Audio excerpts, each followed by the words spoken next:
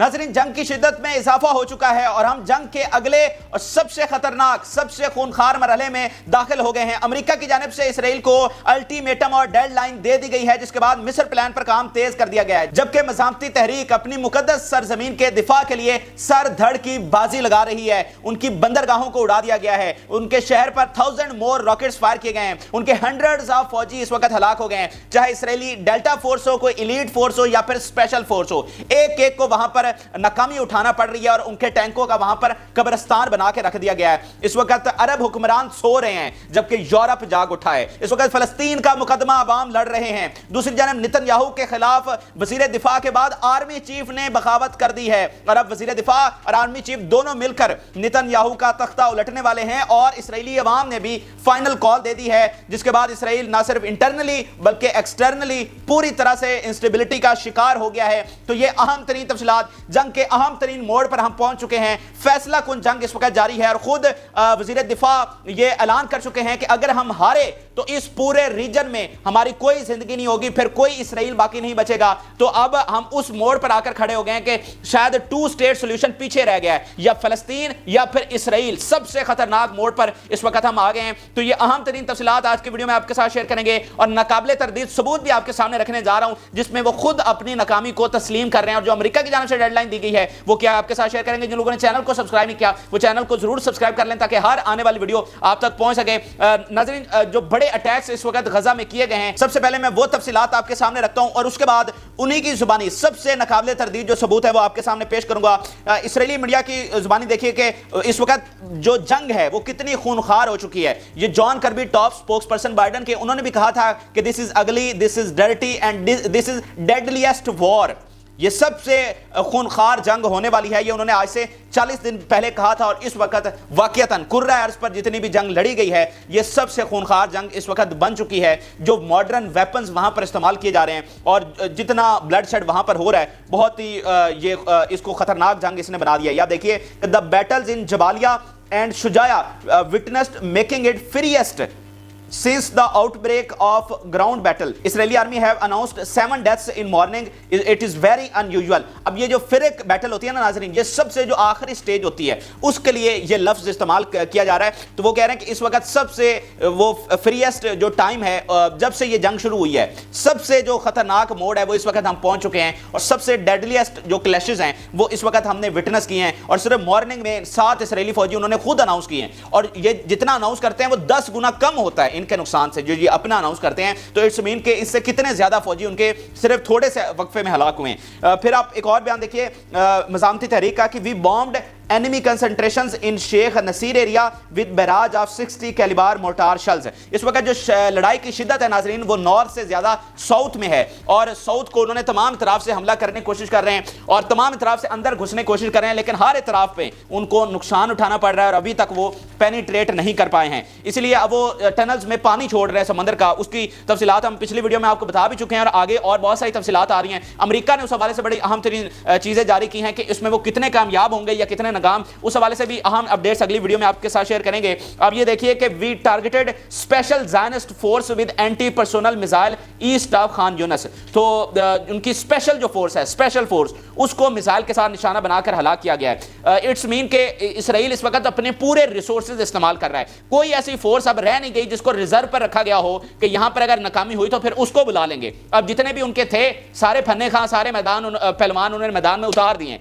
और सभी को उन्होंने मुंह की खानी पड़ी है। तो अब इनके पास पीछे कोई पहलवान बचा नहीं है। ये देखिए कि वी बॉम्ब्ड द किसिफम site on Gaza strip with short range of missile system. ठीक हो गया जी। आप उनकी वैरायटी ऑफ वेपन्स अभी तक, हालांकि इनकी कोई सप्लाई लाइन नहीं है, ऑलमोस्ट 70 डेज होने वाले हैं और बगैर किसी सप्लाई लाइन के वो 70 डेज के करीब इनसे जंग लड़ रहे हैं, जो कि सो कॉल्ड दुनिया की सबसे एडवांस फौज है। इसके अलावा जनाब जो तेल अवीव की पोर्ट है उसको निशाना बनाया गया है। ये आप देखिए, इससे पहले हाइफा, नहारिया और बाकी बहुत सारी जो बंदरगाहें, इवन इलाट को भी निशाना बनाया गया। और अब जो तेल अवीव की पोर्ट है इसकी वीडियो भी आ चुकी है जिसमें उस बंदरगाह से आग के शोले और धुआं उठता हुआ देखा जा सकता है। तो बंदरगाह को भी अब निशाना बनाया गया। ये उनकी कामयाबी का मुंह बोलता सबूत है और उनकी कैपेसिटी और पावर का मुंह बोलता सबूत है कि वो गजा के अंदर मैसूर होकर भी आपने उनका मुहासरा भी कर रखा है, लेकिन वो मुहासरे में भी नहीं है। वो जहां चाहते हैं तुम्हें अटैक कर रहे हैं गजा के अंदर से बैठकर। This is the power of Hamas. ये आप देखिए कि Ashkelon city hits by 1000 rockets says mayor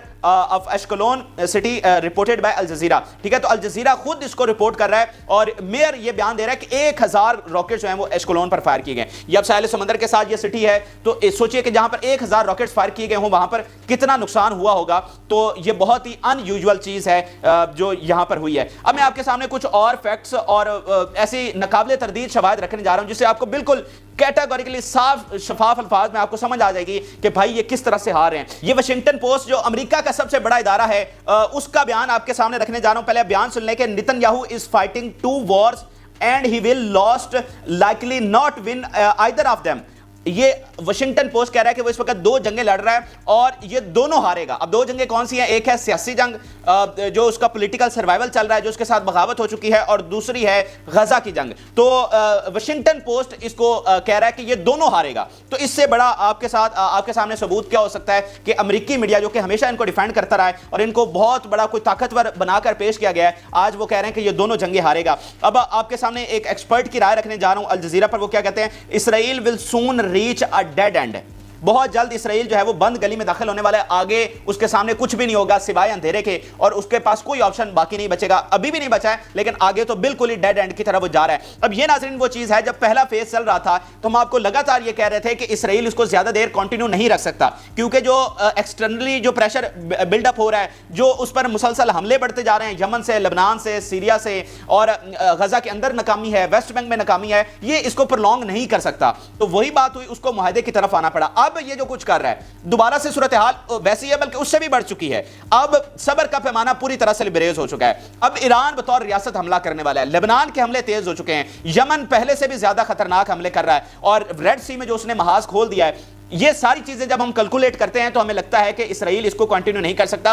और कल की वीडियो में मैंने आपके सामने इसराइली बयान रखा था उसके मीडिया का, कि उन्होंने कहा था कि ये जंग 10 दिन से ज्यादा इसराइल कंटिन्यू नहीं कर सकता, क्योंकि जितनी चीजें हो रही हैं इसराइल के खिलाफ, इसराइल उसको मैनेज नहीं कर सकता। इकोनॉमी को वो कैसे मैनेज करे, आर्मी प्रेशर को वो किस तरह से मैनेज करे, जो गजा में हार है उसको कैसे मैनेज किया जाए। हिजबुल्लाह ने जो नाजरीन के साथ कर रखा है ना, उसकी कोई 75 साल में मिसाल नहीं मिलती। ठीक है, उसको किस तरह से मैनेज किया जाए। सीरिया से हमले शुरू हो गए, उसको कैसे मैनेज करें।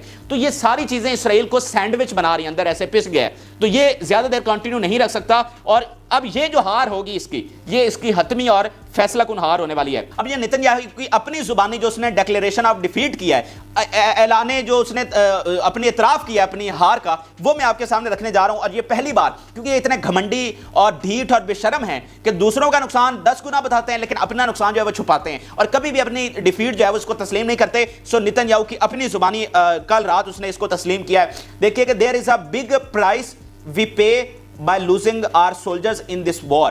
तो क्या अभी आपको तसल्ली नहीं हुई कि नेतन्याहू खुद कह रहा है कि हम बहुत बड़ी प्राइस पे कर रहे हैं इस जंग में, अपने जितने हमारे सोल्जर्स हलाक हो रहे हैं, ये हम बहुत बड़ी कीमत इसके लिए चुका रहे हैं। और बिल्कुल इसमें तो कोई दो राय नहीं है कि 75 साल में इसराइल हमेशा फाते ही रहा है, उसको कभी भी इतना नुकसान नहीं हुआ। और उसके फाते होने की भी वजह यह थी कि जो उसके सामने ताकतवर थे उनको अमेरिका मिटाता रहा। और इस जंग में भी इसराइल की कोशिश यही थी कि अमेरिका पूरी तरह से जंग में कूदे, ताकि अमेरिका ही की मदद से वो हिजबुल्लाह को खत्म करवाएं, अमेरिका ही की मदद से मज़ामती तहरीक को खत्म करवाएं, और यमन या कोई और मुल्क कूदने की कोशिश करता है तो उसको भी अमेरिका की मदद से खत्म करवाएं। लेकिन इस बार अमेरिका फुल स्केल जंग में खुद नहीं आया। मदद तो वो पहले से भी दे रहा था, अब भी दे रहा है, लेकिन असल बात यह थी कि अगर उसकी फोर्सेस लड़ने आती तो वो फिर एक कोई बड़ा चीज हो सकती थी। और इसराइल ने इसके पूरी कोशिश की, लेकिन इस बार वो कामयाब नहीं हो सका। अब मैं आपके सामने डिफेंस मिनिस्टर का बयान रखने जा रहा हूं, जो इस पूरी जंग का लुबे लुबाब है, जो सबसे इंपॉर्टेंट बात उनके मुंह से निकली है। ये आप देखिए कि our war is inevitable and if we do not achieve victory we will not have a life in the region. अब इससे बड़ी नाजरीन जंग को समझने के लिए कोई स्टेटमेंट हो नहीं सकती। यानी अब बात 2 स्टेट सोल्यूशन की नहीं रही। इससे पहले हम कह रहे थे कि ठीक है ये अपना रहे, फलस्तीन अपना रहे, 2 रियासतें होनी चाहिए, लेकिन अब वो खुद कह रहे हैं कि 2 रियासतों का कॉन्सेप्ट खत्म हो चुका है। हालांकि अमेरिका और बाकी सारे कह रहे हैं कि 2 रियासतें जो है इसका फाइनल सोल्यूशन 2 रियासतें ही हैं। लेकिन जंग जिस हद तक आगे जा चुकी है, उसका डिफेंस मिनिस्टर ये कह रहा है कि अब 2 स्टेट सोल्यूशन बिल्कुल अब खत्म हो चुका है। अब यह है कि हमें हर सूरत में अपनी बका के लिए, अपने सर्वाइवल के लिए जंग जीतनी है। और अगर हम जंग ये हार गए تو پھر اس پورے ریجن میں ہمارا سروائیول نہیں ہوگا. جیسے ہزاروں سال پہلے ان کو یہ یہاں سے چھوڑ کر جانا پڑا تھا, آج دوبارہ پھر وہ گھڑی آ گئی ہے کہ ان کو اس سرزمین سے دوبارہ سے نکالا جائے گا. یہ اس ریجن میں رہ ہی نہیں سکتے یہ جنگ ہارنے کے بعد. اس کی وجہ میں آپ کو پہلے بھی بتا چکا ہوں کہ فرق کیا کریٹ کیا اس جنگ نے, جو پہلی جنگوں میں نہیں ہو سکا, وہ ہے بیلنس آف پاور کا بگڑنا. مثال کے طور پر پہلے اسرائیل اتنا سو کارڈ طاقتور تھا, اس کے سامنے جو پاور تھی فلسطینیوں کی وہ یہاں پر تھی.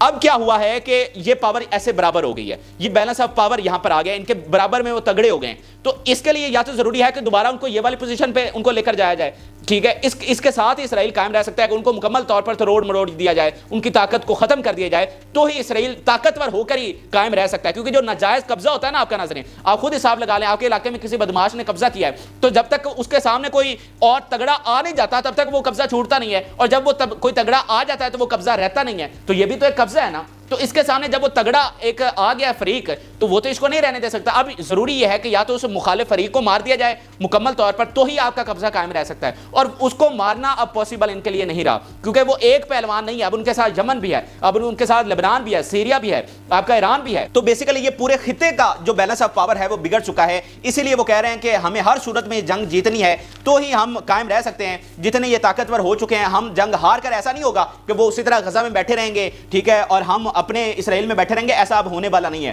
اب یا وہ رہیں گے یا پھر ہم رہیں گے. یہ اس جنگ کا اس وقت فائنل نتیجہ ہے. اسی لیے اسرائیل پورا زور لگا رہا ہے, ہر ریسورسز استعمال کیے جا رہے ہیں, بلینز آف ڈالرز اس جنگ میں جھونک دیے گئے ہیں, اور جو اکانومی ان کی تباہ ہو رہی ہے وہ اس کی بھی فکر نہیں کر رہے. ان کو اصل فکر اس جنگ کے ہارنے کی ہے, وگرنہ جتنا کام یمن نے کر ڈالا تھا ان پر پریشر ضرور ہے. اور اسی لیے میں آپ کو کہہ رہا ہوں کہ 10 دن سے زیادہ یہ اس کو نہیں پرلونگ کر سکتے. جو ان کا اپنا میڈیا بھی اس بات کو تسلیم کر رہا ہے, لیکن اب وہ کریں تو کریں کیا. یعنی وہ کہہ رہے ہیں کہ اگر ہم پیچھے ہٹتے ہیں تو پھر ہم باقی نہیں رہیں گے. تو آپ بتائیں وہ کدھر جائیں. اب میں آپ کے سامنے ایک اور بہت بڑی چیز رکھنے جا رہا ہوں. جو نتن یاہو کے خلاف بغاوت ہوئی ہے اور آرمی چیف اس کے خلاف ہو گیا ہے, جو کہ پہلے نہیں تھا. اب مجھے بتائیے کہ جہاں پر آرمی چیف وزیر اعظم کے خلاف ہو جائے, وہاں اس ریاست کا کیا حشر ہو جاتا ہے. ناظرین, کل کی بڑی ایک کنٹروورسی بنی ہے, پوری دنیا کے میڈیا پر وہ چل رہی ہے, اور اسرائیلی میڈیا پر صرف وہی کنٹروورسی ہے. وہ کل آرمی چیف کے ساتھ کیا ہوا کہ وار کیبنٹ کی میٹنگ ہوئی, اور وار کیبنٹ کی میٹنگ سے پہلے آرمی چیف جب داخل ہونے لگا تو اس کو اس کا جو ایک گارڈ تھا اس نے تلاشی لی. تلاشی کس لیے لی؟ کہ تمہارے پاس کوئی ریکارڈنگ ڈیوائس ہوگی. تو وہ آرمی چیف اس نے کہا کہ مطلب یہ کیا بلشٹ ہے, یہ تم کیا کر رہے ہو. تو اس نے اصرار بھی کیا کہ میرے پاس کوئی ایسی چیز نہیں ہے, لیکن اس گارڈ نے پھر بھی آرمی چیف کی تلاشی لی. تو اتنی تضییق اس وقت آرمی چیف کی ہوئی ہے. اور آپ سوچئے کہ جس کی فوج یہاں پر اتنی عبرتناک اس کو شکست ہو رہی ہو, اس کے چیف کی یہ عزت ہو, تو کیا پھر باقی بچے گا.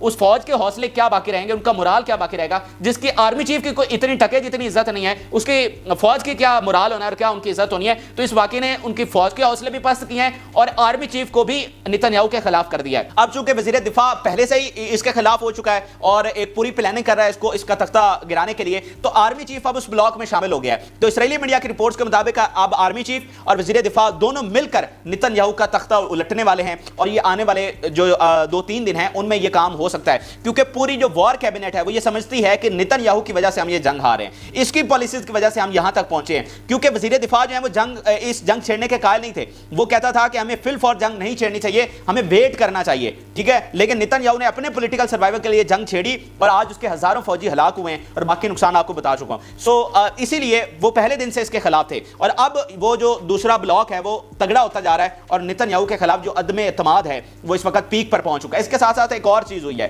جو فیملیز ہیں جن کے پریزنرز کی جو ابھی تک فلسطین کے پاس ہے, انہوں نے فائنل لیٹر لکھا ہے, آخری خط لکھا ہے کہ اگر تم آزاد کروا رہے ہو یا نہیں کروا رہے ہو, سیز فائر کر رہے ہو یا نہیں کر رہے ہو, اگر تم نہیں کر رہے تو اس کو ریاست کے ساتھ غداری سمجھا جائے گا, اور ہم عوام کو فائنل کال دینے والے ہیں. عوام ان کے پیچھے لاکھوں کے تعداد میں کھڑی ہے, اور انہوں نے لاکھوں کے عوام نے اس کے گھر کا گھیراؤ بھی کیا. تو اس نے کہا کہ ہم فائنل کال دینے والے ہیں, اینڈ دین ہم پیچھے نہیں ہٹیں گے. کل اس کی پرسوں میٹنگ بھی ہوئی تھی فیملیز کے ساتھ, جس میں اس نے کہا کہ میں پرزنرز کو واپس نہیں لا سکتا. تو اس کے بعد انہوں نے اس پر حملہ بھی کرنے کی کوشش کی, اور بڑا وہاں پر ماحول جو ہے وہ خراب ہو گیا. تو اب انہوں نے ایک فائنل لیٹر لکھا ہے. تو آپ سوچئے, خود انسٹیبلٹی آپ دیکھیے, عوام بھی کھڑے ہو گئے, اس کا وزیر دفاع آرمی چیف بھی کھڑا ہو گیا. تو اندر سے بھی یہ ڈیسٹیبلائز ہو رہا ہے اسرائیل, اور وزیر دفاع کہہ رہا ہے کہ ہم اب ہارے تو پھر ہم گئے, ٹھیک ہے, اور اس کے جیتنے کی پوزیشن کہیں سے لگ ہی نہیں رہی. اب آخر میں آپ کو امریکہ کے حوالے سے اپڈیٹ کرتے ہیں کہ جو امریکہ نے ڈیڈ لائن دی ہے, سب سے بڑی خبر یہ امریکہ سے سامنے آئی ہے کہ امریکہ نے آلموسٹ 20-25 دنوں کی ڈیڈ لائن دے دی ہے. یعنی اس سال کے اینڈ ہونے تک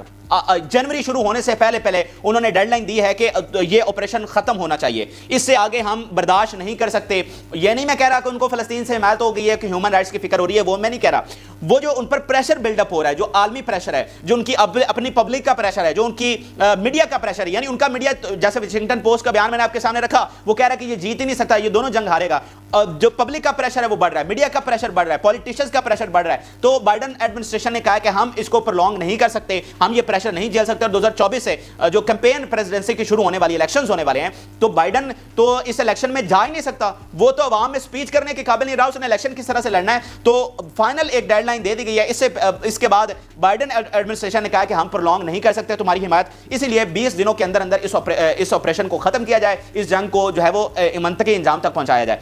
अब आप देखें कि इसराइल किस तरह से फंसा है। पीछे मैंने आपको बता दिया, नेतन्याहू के खिलाफ बगावत, उसके खिलाफ प्रेशर, वो ना कोई फैसला कर पा रहे हैं, आगे जो नाकामी हो रही है वो सारी एक चीजें पर हैं। ऊपर से अमेरिका ने कह दिया कि दिन ही 20 हैं, और 20 दिन से मुराद आप ये समझिए कि मैक्रोन जैसे कह चुके हैं कि अगर मज़ामती तहरीक को हराना है तो कम से कम 10 साल तुम्हें चाहिए, ठीक है। यानी एक ऐसा टास्क है जिसके लिए आपको 10 साल चाहिए, और अमेरिका कह रहा है कि 20 दिनों में खत्म करो, और डिफेंस मिनिस्टर कह रहा है कि अगर हम हार गए, अगर हम इनको खत्म किए बगैर वापस आ गए, तो फिर हम भी नहीं रह सकते, हमारा वजूद भी खत्म हो जाएगा। तो आप मुझे बताइए कि अमेरिका इसके इसराइल के साथ हो क्या रही है। 75 सालों में नाज़रीन इस जालिम तरीन रियासत ने, दुनिया की सबसे घटिया ये रियासत साबित हुई है, जिस तरह से इसने बच्चों और औरतों के साथ किया है, और जिस तरह की बमबारी ये इस वक्त भी कर रहे हैं। लेकिन हर जालिम के हिसाब का दिन आता है, और अब इनके हिसाब का दिन आ चुका है, और कमजोर दिखने वाले, बिल्कुल निहत्ते फिलिस्तीनियों ने, कमजोर दिखने वालों ने इनको सबक सिखाया है। जैसे फाइनेंशियल टाइम ने रिपोर्ट किया कि आप देखिए कि इतनी वहां पर बमबारी हुई है, इतनी डिस्ट्रक्शन हुई है कि ऐसा लग रहा है जैसे वर्ल्ड वॉर 2 में जिस तरह से शहर के शहर तबाह हुए थे, ऐसी डिस्ट्रक्शन इन्होंने गजा में की है।